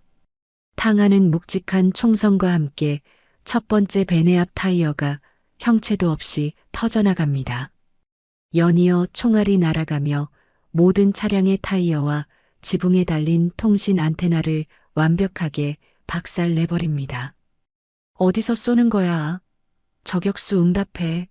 젠장, 통신이 다 끊겼잖아. 용병 대장이 당황하여 주변을 두리번거리며 고함을 질렀습니다. 용병들이 혼비백산하여 총구를 숲으로 돌리는 틈을 김태호는 절대 놓치지 않습니다. 김태호가 이번에는 차량 뒤쪽에 달린 연료통을 향해 방아쇠를 연속으로 당깁니다. 총알이 연료통을 뚫고 들어가며 쾅 하는 엄청난 폭발음과 함께 시뻘건 불기둥이 밤하늘로 무섭게 솟구쳐 오릅니다. 불붙은 파편들이 사방으로 튀면서 용병들의 진영이 완전히 붕괴되어 대혼란에 빠집니다. 김태호가 저격총을 바닥에 던져버리고 불길이 치솟는 적진 한가운데로 호랑이처럼 뛰어듭니다. 빗발치는 총알들을 전술적인 움직임으로 완벽하게 피하며 적들의 품으로 파고들죠. 김태호의 주먹과 발차기가 닿을 때마다 덩치 큰 용병들이 추풍낙엽처럼 비명을 지르며 바닥에 나동그라집니다. 무자비한 화력을 자랑하던 용병 부대가 단 한 명의 압도적인 무력 앞에 철저하게 짓밟히고 있습니다. 이 괴물 같은 놈, 내가 직접 내 놈의 목을 썰어주마. 얼굴에 칼자국이 난 거구의 용병 대장이 번쩍이는 마체테를 높이 치켜들고 김태호에게 달려들었습니다. 용병 대장이 김태호의 머리를 향해 마체테를 거칠게 내리찍습니다. 하지만 김태호는 날아오는 칼날을 종이 한 장 차이로 가볍게 피하며 몸을 회전시킵니다. 김태호가 용병 대장의 두꺼운 팔목을 꽉 움켜쥐고 그대로 반대 방향으로 무자비하게 꺾어버립니다. 우두둑하는 끔찍한 소리와 함께 용병 대장의 입에서 처절한 비명이 터져나옵니다. 김태호가 용병 대장의 무릎을 강하게 차서 꼴린 뒤 얼굴을 바닥에 강하게 매다꽂습니다. 내 놈들 수준이 겨우 이 정도냐? 남의 가족을 건드린 대가를 똑똑히 치러라. 김태호가 흙바닥에 처박힌 용병 대장의 등을 군화발로 잔혹하게 짓밟으며 차갑게 말했습니다. 마을을 포위했던 수십 명의 용병 부대가 단 한 명의 전사 앞에 완벽하게 전멸했습니다. 외부의 적들이 모두 쓰러진 것을 확인한 김태호가 가쁜 숨을 몰아쉬며 집 안으로 급히 뛰어들어갑니다. 김태호가 안방 장롱 뒤에 지하 창고 문을 활짝 엽니다. 어둠 속에서 공포에 떨며 부둥켜 안고 있던 어머니와 강명식 회장이 김태호를 보고 뜨거운 눈물을 터뜨립니다. 어머니, 회장님, 다 끝났습니다. 이제 안전합니다. 김태호가 두 사람의 손을 굳게 잡아 끌어올리며 안심시켰습니다. 태호야, 다친 곳은 없느냐? 내 아들 정말 고생 많았다. 어머니가 김태호의 땀범벅이 된 얼굴을 쓰다듬으며 오열했습니다. 태호군, 자니가 우리 모두를 또 살렸네. 강명식 회장이 김태호의 넓은 등을 꽉 끌어안으며 떨리는 목소리로 말했습니다. 서두르셔야 합니다. 날이 밝기 전에 서울로 올라가야 합니다. 김태호가 강명식 회장을 부축하며 밖으로 이끌었습니다. 김태호가 뒷마당 비닐하우스 안에 미리 은밀하게 준비해 두었던 검은색 방탄 차량으로 두 사람을 태웁니다. 김태호가 운전석에 올라타 시동을 걸려는 찰나입니다. 마당 입구 쪽으로 요란한 사이렌 소리를 울리며 수십 대의 경찰차들이 미친 듯이 밀려들어옵니다. 경찰차에서 내린 부패한 경찰 간부가 권총을 빼들고 방탄 차량 앞을 떡하니 가로막습니다. 다 끝났다고 생각했나? 강 회장 영감탱이 당장 차에서 끌어내. 경찰 간부가 악랄한 미소를 지으며 경찰들에게 명령했습니다. 경찰들이 곤봉과 방패를 들고 방탄 차량을 에워싸며 위협적으로 다가옵니다. 어머니가 놀라 강명식 회장의 팔을 꽉 붙잡고 차창 밖을 내다봅니다. 이 썩어 빠진 경찰놈들, 기어이 강성민 그 페류나의 앞잡이 노릇을 하는구나. 강명식 회장이 주먹을 꽉 쥐며 분노를 터뜨렸습니다. 그 순간 하늘 위에서 고막을 찢는 듯한 거대한 프로펠러 소리가 들려옵니다.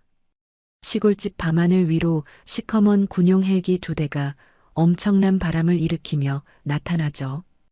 헬기에서 쏟아지는 수십 개의 눈부신 서치라이트 불빛이 마당에 있는 부패 경찰들과 남은 용병들을 대낮처럼 환하게 비춥니다. 헬기에서 굵은 밧줄이 내려오고 완전 무장한 헌병대 특수임무대 요원들과 김태호의 과거 UDT 동료들이 마당으로 번개처럼 강화합니다. 전원 무기 버리고 엎드려. 반항하면 즉시 사살한다.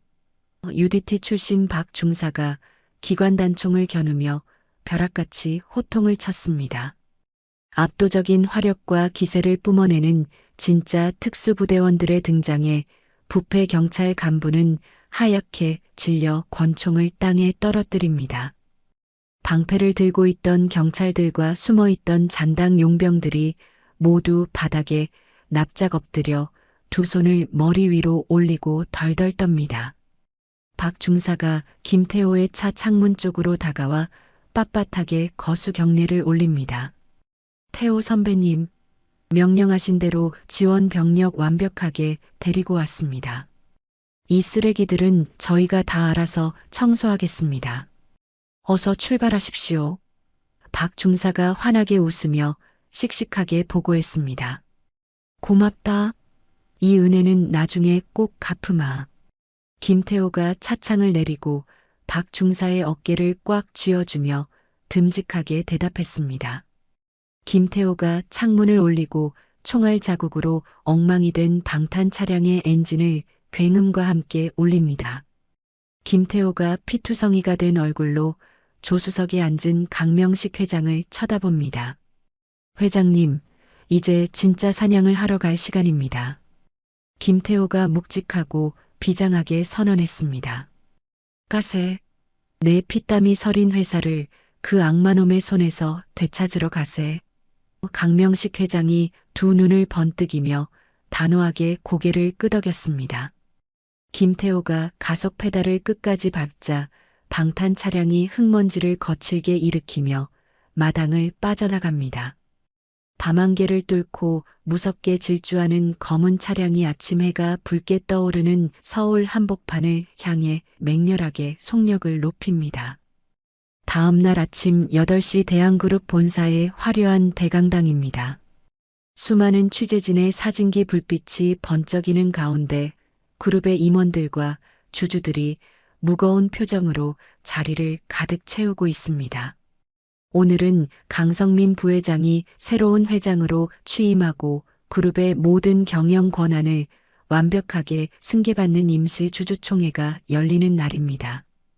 단상 위로 올라온 강성민이 값비싼 검은색 정장을 입고 침통한 표정을 지으며 마이크 앞에 섭니다. 강성민이 하얀 손수건을 꺼내어 눈가를 꾹꾹 누르며 가증스러운 거짓 눈물을 흘리기 시작합니다. 존경하는 주주 여러분 그리고 임직원 여러분, 오늘 저는 몹시 비통하고 찢어지는 가슴을 안고 이 자리에 섰습니다. 강성민이 목맨 소리로 연기를 하며 입을 열었습니다. 안타깝게도 오늘 새벽 제 사랑하는 아버님이자 대한그룹의 기둥이셨던 강명식 회장님께서 오랜 지병을 이기지 못하시고 끝내 숨을 거두셨습니다. 강성민이 고개를 푹 숙이며 슬픔을 억누르는 척했습니다. 장내 곳곳에서 짧은 탄식과 웅성거리는 소리가 터져나옵니다. 아버님의 숭고한 뜻을 이어받아 제가 뼈를 깎는 노력으로 이 회사를 더욱 위대하게 이끌겠습니다. 다 함께 아버님의 명복을 비는 묵념을 올리겠습니다. 강성민이 엄숙한 목소리로 장내의 묵념을 주도했습니다. 모든 주주와 취재진이 자리에서 일어나 고개를 숙이고 깊은 애도의 시간을 가집니다.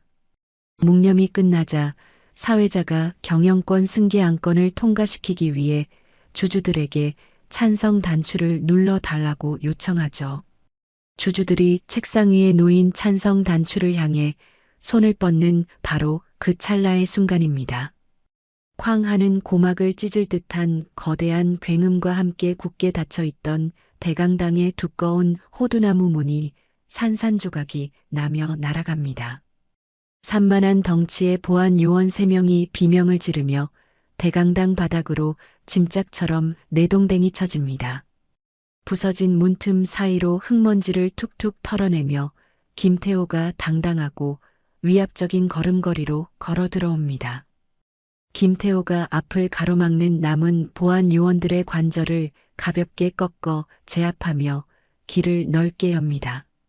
그리고 김태호의 든든한 호의를 받으며 단상 앞으로 천천히 걸어 들어오는 한 노인이 있습니다. 불과 1분 전 강성민의 입을 통해 사망 발표가 났던 바로 그 강명식 회장입니다. 핏기 하나 없던 어제의 모습은 온데간데 없이 강명식 회장의 두 눈은 호랑이처럼 매섭게 빛나고 있습니다.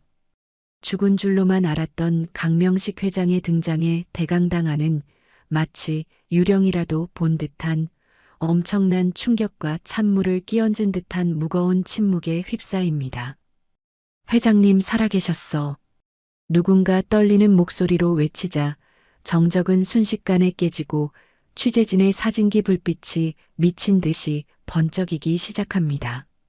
단상 위에 서 있던 강성민은 벼락이라도 맞은 듯 사색이 되어 뒷걸음질을 칩니다. 아버지. 어떻게 살아계십니까?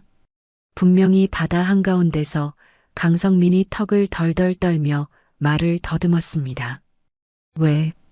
내가 그 차갑고 캄캄한 바다 밑바닥에서 영원히 물고기 밥이 되어 죽은 줄 알았느냐? 강명식 회장이 단상을 향해 손가락을 질러대며 벼락 같은 호통을 쳤습니다.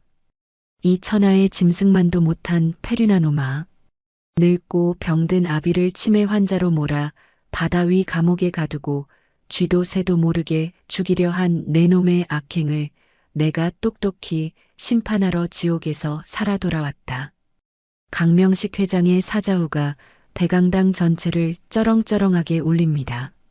주주들과 임원들이 강명식 회장의 폭로에 경악을 금치 못하고 입을 다물지 못하죠. 거짓말입니다. 아버지는 지금 치매 때문에 정신이 온전치 못하십니다. 저 미친 노인네를 당장 끌어내세요. 강성민이 이성을 잃고 발악하며 소리쳤습니다. 그 순간 단상 아래에 서 있던 김태호가 자신의 휴대전화를 대강당의 대형 화면 조종 장치에 빠르게 연결합니다.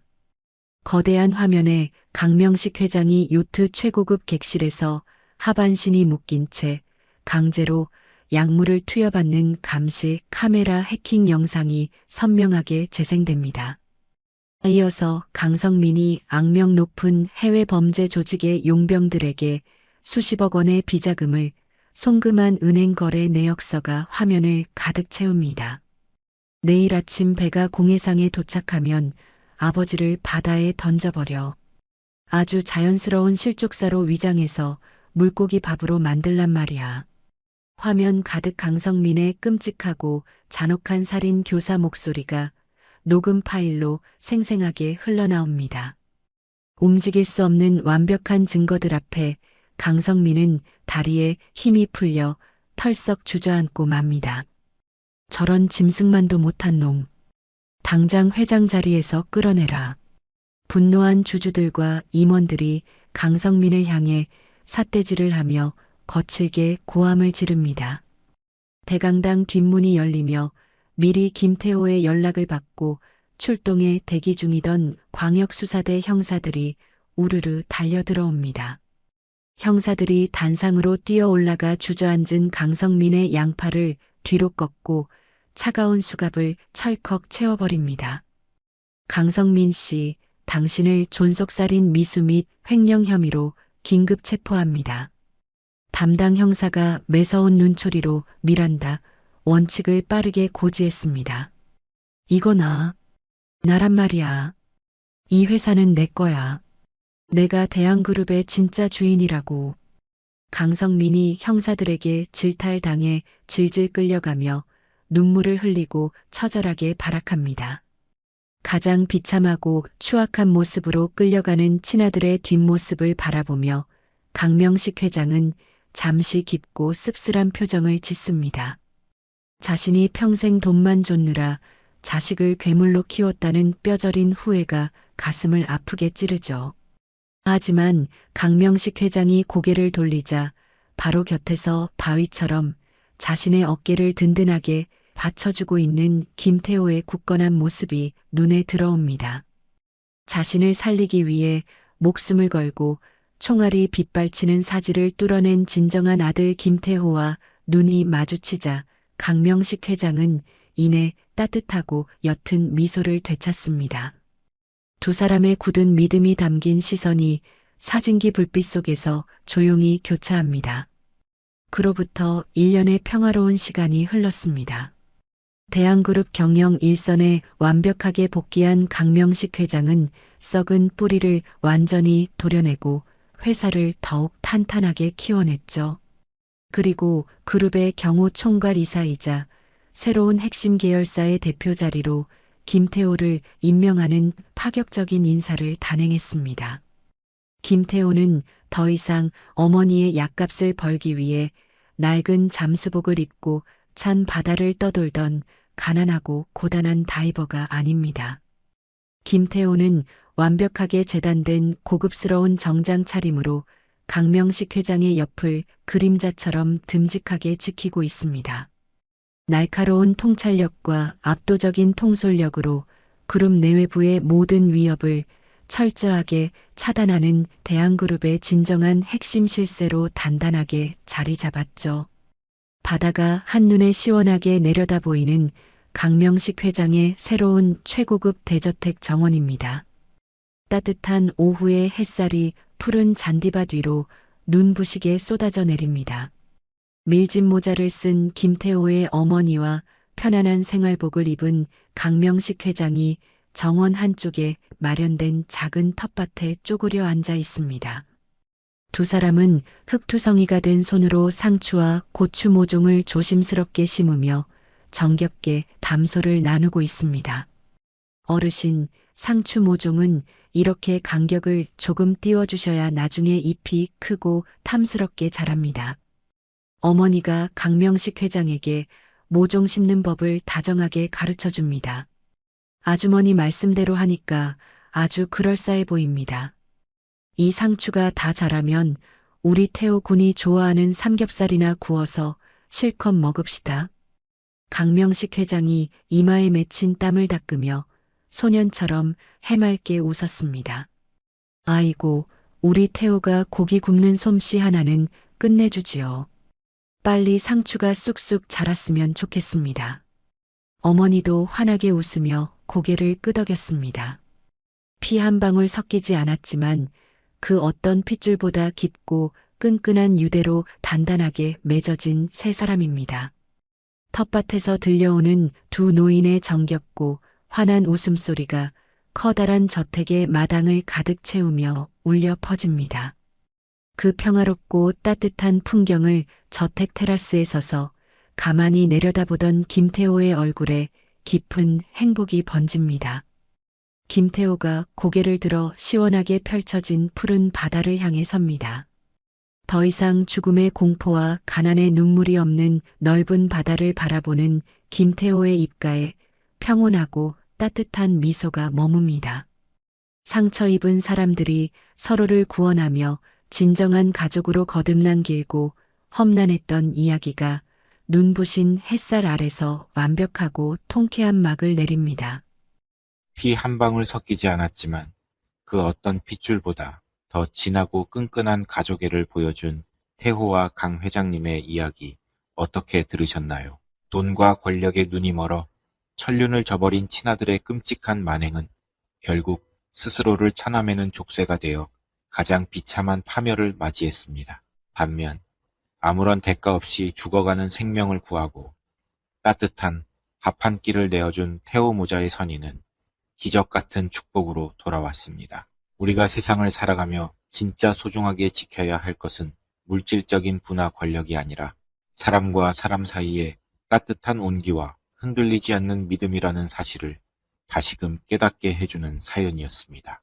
지금 이 영상을 보고 계신 구독자 여러분의 삶에도 태호 모자처럼 따뜻한 온기가 넘쳐나고 막힌 속을 뻥 뚫어주는 사이다처럼 통쾌한 일들만 가득하시기를 진심으로 기원하겠습니다. 이야기를 끝까지 들어주신 분이 계시다면 잘 들었다고 댓글 하나만 남겨주세요. 감사합니다.